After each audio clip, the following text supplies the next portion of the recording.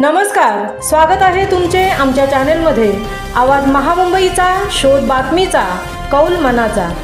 चला तर मग आमचे चॅनल शेअर करा, लाईक करा आणि सबस्क्राइब करा।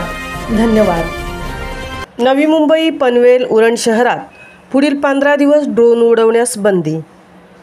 भारत पाकिस्तान या दोन देशात अजूनही तणाव परिस्थिती असल्यामुळे सुरक्षिततेच्या दृष्टीने नवी मुंबई पोलिसांनी खबरदारी घेतली आहे। नवी मुंबई आणि पनवेल उरण शहरात पुढील 2 दिवस ड्रोन उडवण्यास बंदी घालण्यात आली आहे। ड्रोन उडवल्यास त्याच्यावर नवी मुंबई पोलिसांकडून गुन्हा दाखल करण्यात येणार आहे।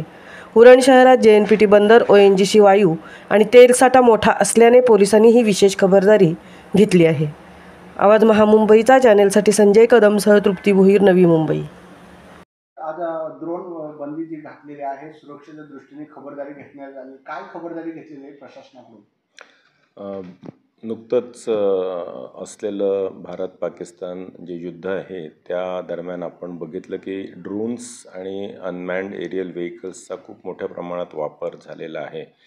आपल्या इथे पण काही सिटीजन्समध्ये अशा स्वरूपाची घबराट निदर्शनास आलेली आहे की लोकांना काही विमानं जी कमर्शियल विमानं पण आहेत ती पण ड्रोन्स असल्याचा भास वाटत होता।